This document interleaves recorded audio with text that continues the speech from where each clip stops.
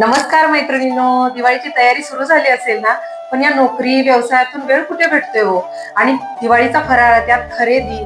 पण दिवाळीचा फराळ घ्यायचाच आहे विकत, तर कुठे घ्यायचा हा प्रश्न पडला असेल ना तुमच्या पुढे.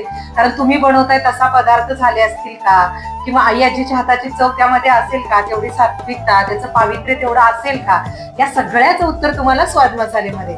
आणि स्वाद मसाले दिवाळीच्या या फराळाबरोबर आणि युनिक पदार्थ तुमच्यासाठी घेऊन आले. तर त्यामध्ये मटरी आहे, गव्हाची खस्तापुरी आहे, तुपातली करकरीत भिजलेली अशी मस्त बालुशाही आहे. तर या वर्षीचा दिवाळीचा फराळ हा स्वाद मसालेच्या ऑफर सोबत साजरा करायचा.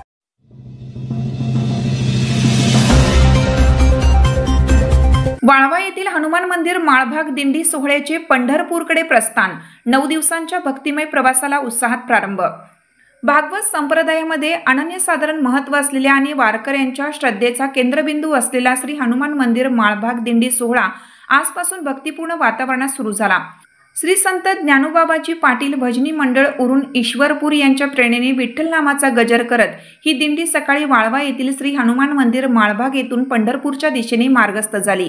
9 दिवसांच्या या पायी दिंडी सोहळ्याचे संपूर्ण वेळापत्रक निश्चित करण्यात आलं आहे. यानुसार दिंडीचा प्रवास आणि मुक्काम पुढील प्रमाणे नियोजित करण्यात आला आहे. 26 ऑक्टोबर प्रस्थान हनुमान मंदिर माळभाग, दुपारचे जेवण किर्लोस्कर वाडी, रात्रीचा मुक्काम आंधळी फाटा येथे. 27 ऑक्टोबर निंबळक येथून प्रवास सुरू, भोजन चिंचणी निंबळक, रात्रीचा मुक्काम घोटी खुर्द राजू बुवा मठ. 28 ऑक्टोबर गोरेवाडी येथून प्रवास सुरू, भोजन खरसुंडी सिद्धनाथ मंदिर, रात्रीचा मुक्काम मिटकी. 29 ऑक्टोबर बनपुरी येथून प्रवास सुरू, भोजन आटपाडी चौंडेश्वरी मंदिर, रात्रीचा मुक्काम आटपाडी सोनार सिद्ध मंदिर. 30 ऑक्टोबर रडवीची माळ विसावा येथून प्रवास सुरू, भोजन वाकी, रात्रीचा मुक्काम हलदहिवडी लेंडवे मळा. 31 ऑक्टोबर रोजी दिंडी उंबेरगाव येथून मार्गक्रमण करून सायंकाळपर्यंत पंढरपूर शहरात प्रवेश करेल. या दिवशी दुपारचे भोजन बोहाळी दत्त मंदिर येथे आयोजित केलं असून रात्रीचा मुक्काम पंढरपूर जोगदंड महाराज मठ येथे असेल. 1 नोव्हेंबर दशमी आणि 2 नोव्हेंबर एकादशी हे 2 दिवस दिंडी पंढरपुरातच मुक्काम करेल. या काळात वारकरी विठ्ठल रखुमाईचे दर्शन घेऊन एकादशीचा सोहळा भक्तिभावाने साजरा करतील. 3 नोव्हेंबर रोजी सकाळी 10 नंतर दिंडी पंढरपूर येथून परतीच्या प्रवासाला वाळवा प्रस्थान सुरुवात करेल.